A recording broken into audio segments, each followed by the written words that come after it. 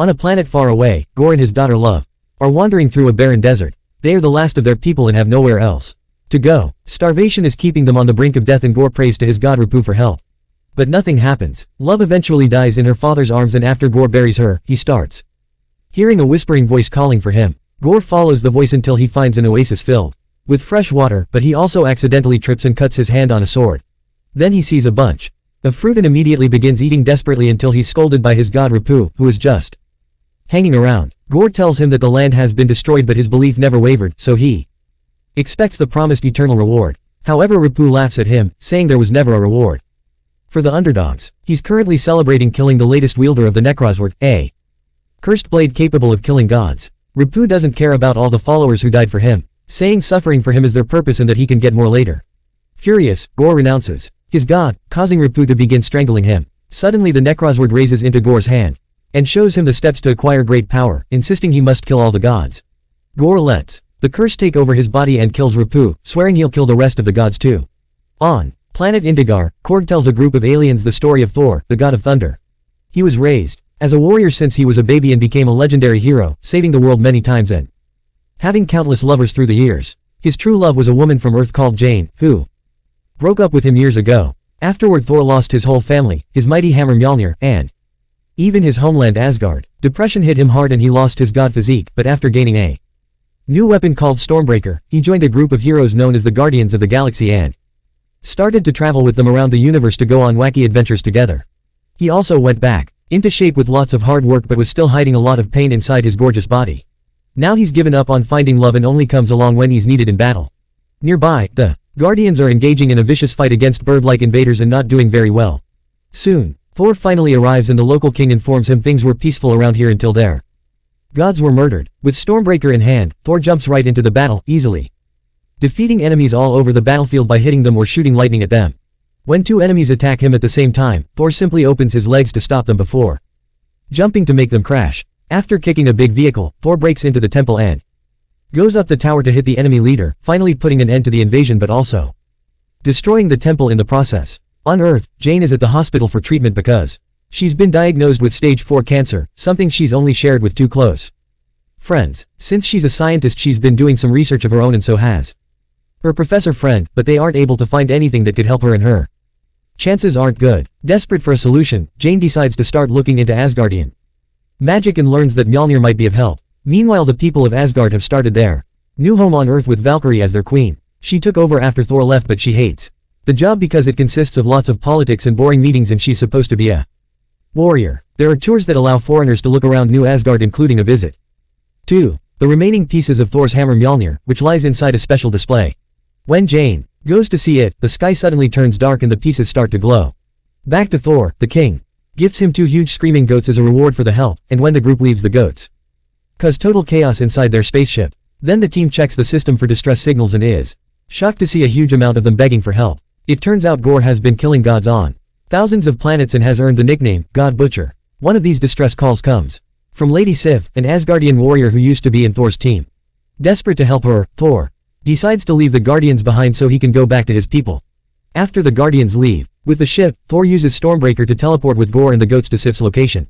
They end up on an icy land where they find the skeleton of a huge creature whom Thor calls the nicest god ever. Nearby Sif is wounded and missing an arm, but she's well enough to share that she followed Gorr here only to fall for his trap and barely got to escape.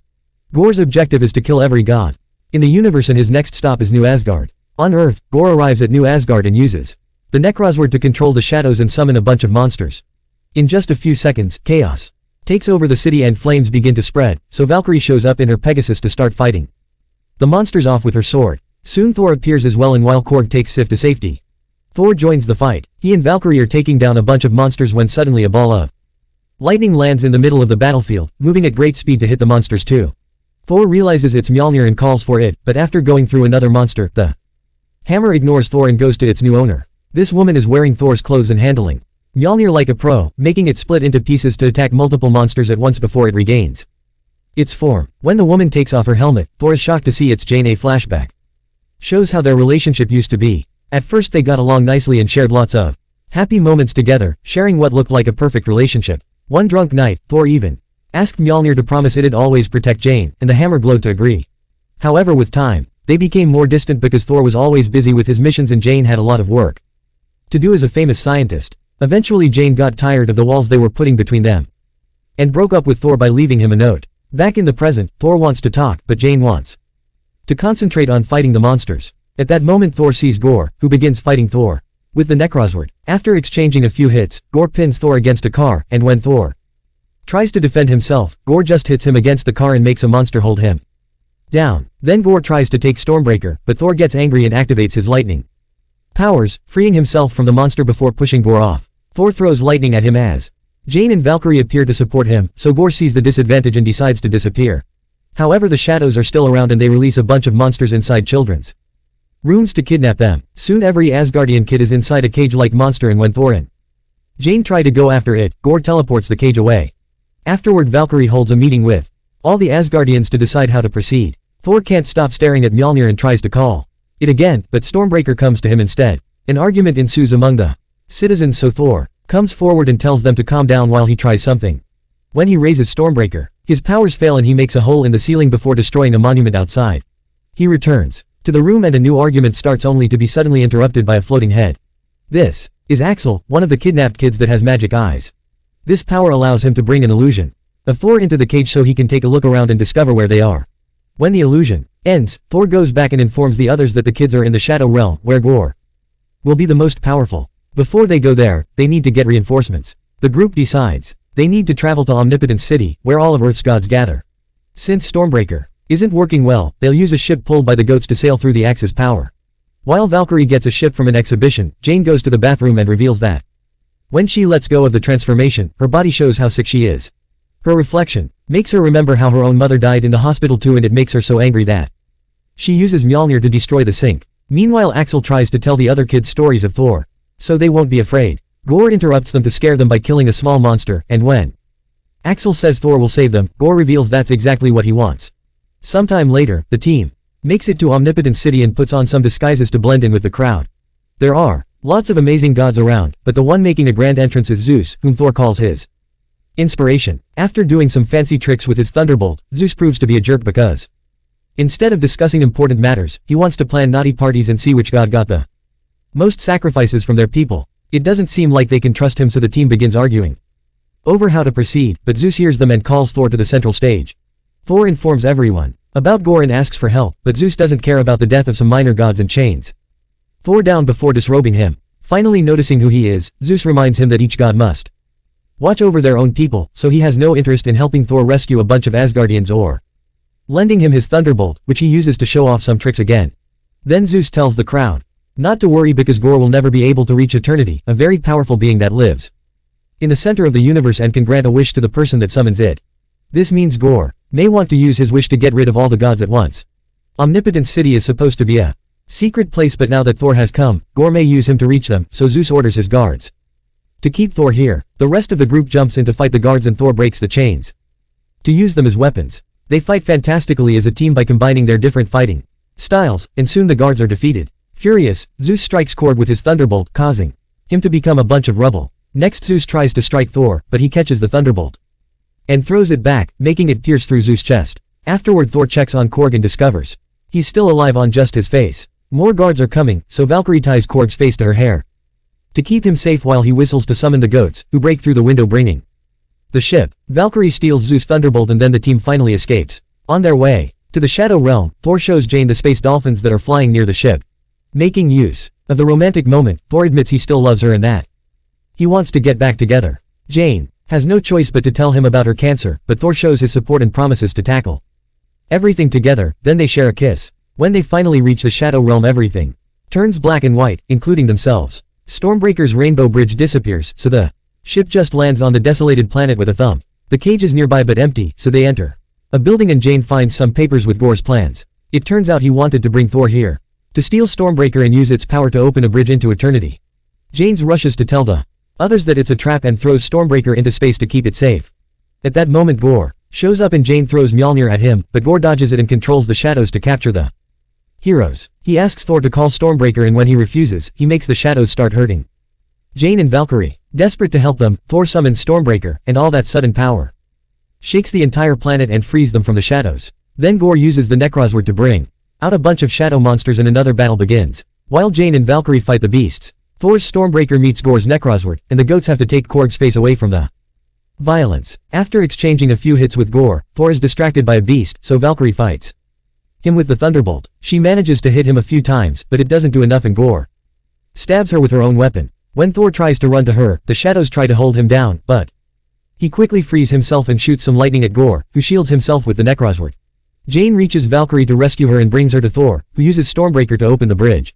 However, Gorr and his shadows use that moment to grab onto the axe and steal it from Thor while he and the others are teleported away. The team lands on Earth and Jane drops Mjolnir, revealing her body is incredibly weak right now. Thor takes his friends to the hospital and the doctor shares bad news. Using Mjolnir has been killing Jane faster. She wants to keep on fighting, but Thor confesses he wants to have more time with her and convinces her to stay.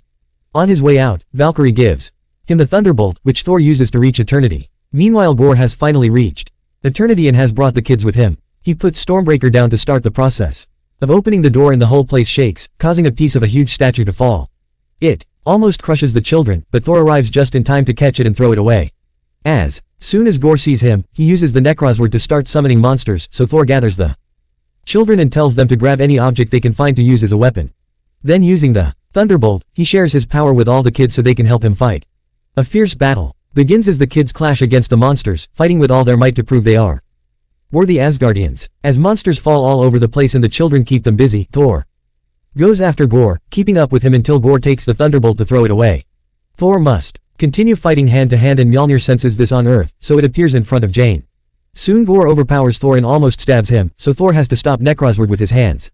At that moment Jane arrives on Valkyrie's Pegasus and throws Mjolnir at Gorr to get him off her boyfriend. Thor uses the chance to retrieve the Thunderbolt, and now he and Jane can fight Gorr together. However, Jane notices that the door is about to open, so she sends Thor to retrieve Stormbreaker while she fights Gorr and the kids continue to destroy the monsters. The shadows are holding onto Stormbreaker pretty tightly, so Thor has to start hitting them with the Thunderbolt. At first Gorr seems to be overpowering Jane, but she makes a jump to attack with Mjolnir and create some cracks in the Necrosword. At that moment Thor finally frees Stormbreaker and throws it at Axel so that all the kids can return home. Afterward Thor uses the Thunderbolt as two daggers, trapping the Necrosword between them so Jane can throw Mjolnir at it, finally breaking it. Gorr manages to catch the hilt and tries to rebuild it, but Jane catches the other pieces with Mjolnir and summons some lightning that turns every sword piece into ash. While Jane falls to her knees, Gorr sees that the gate to Eternity has been opened and crosses it, teleporting all three of them. Before Gorr can make his wish, Thor looks at a dying Jane and tells Gorr he isn't looking for revenge or death, he's looking for love. Then Thor goes to Jane's side to spend her last moments together. Seeing this reminds Gorr of his own daughter, but he doesn't want to wish for her because he's dying from the corruption of the Necrosword. Thor and Jane promise love won't be alone, so Gorr makes his wish and love comes back, saying goodbye to his father before he dies. Jane also says goodbye and shares a kiss with Thor before her body disappears into glowing dust. Sometime later, Jane becomes a legend in New Asgard and they make a statue for her. Valkyrie goes back to being queen and Sif helps train the children in self-defense. Korg gets his body back and finds a boyfriend from his species. Thor is raising Gorr's daughter as his own and they share simple family things like breakfast, but he also has to teach her how to control her Eternity powers. They often go adventuring with Thor using Mjolnir and Love using Stormbreaker so they can fight together and help people in need. As they travel the universe together, they become known as Love and Thunder. Meanwhile, Jane's spirit arrives at Valhalla, the Asgardian heaven, and she's invited to join the Hall of the Gods.